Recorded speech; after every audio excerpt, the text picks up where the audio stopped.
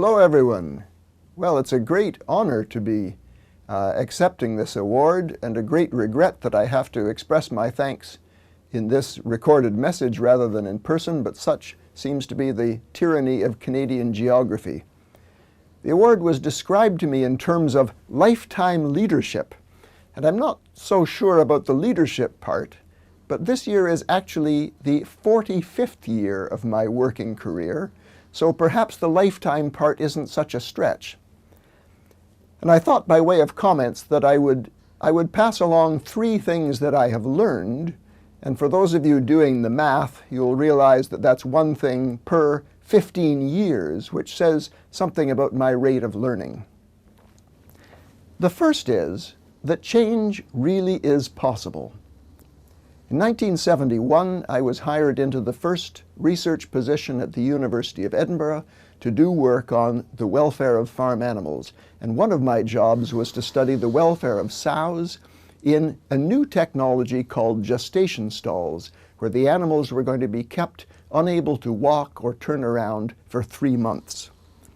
And when I did that first study, I never dreamt that 30 years later that technology would be mostly banned throughout Europe and in periods of phase-out in Canada and other countries. So here was an expensive technology, widely adopted by a multi-billion-dollar global industry.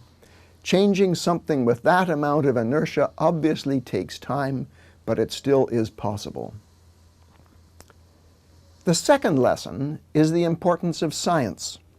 To phase out the gestation stall, we had to have the science in place so that progressive policymakers and industry leaders felt that they were on firm ground when they wanted to make that decision. In Canada, the new dairy code now requires dairy farmers to use pain management for the procedure that prevents the horn from developing. And that wouldn't have happened if we didn't have the research and development to show that that use of pain management is both feasible and beneficial.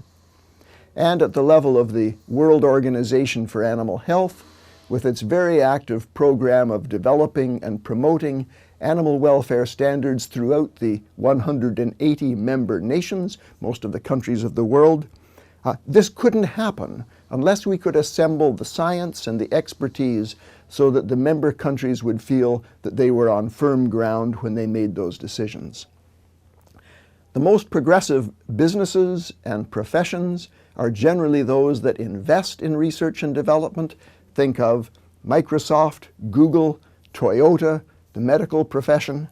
And my concern is that the humane movement worldwide is under-investing in research and development, and that is going to hold things back. The third lesson, and this one took the longest to sink in, is that we mustn't forget the human dimension of animal welfare. A lot of animal welfare policy to date focuses on the animal's environment, the group housing systems for sows, enriched environments in zoos, and so on.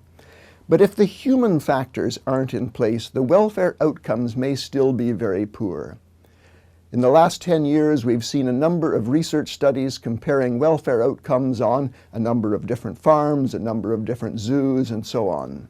And the most consistent finding is that in a given environment, welfare outcomes can range from very good to very poor, depending on the skill, knowledge, and commitment of the people involved. So if we want real change, we have to bring the people along with us. It's not just about imposing change, imposing group housing sows for sows or cage-free systems for hens. It's also about having the people with the skill, knowledge, and commitment to make those systems work. And here I really appreciate the Federation's approach of communicating and negotiating with animal users. It's not as glamorous as conducting high-profile publicity campaigns that would force change on people, but I'm convinced that it's the right approach. So thank you for this great honor. Thank you for listening to these lessons that I've learned, however slowly, and keep up the great work that you're doing for animals.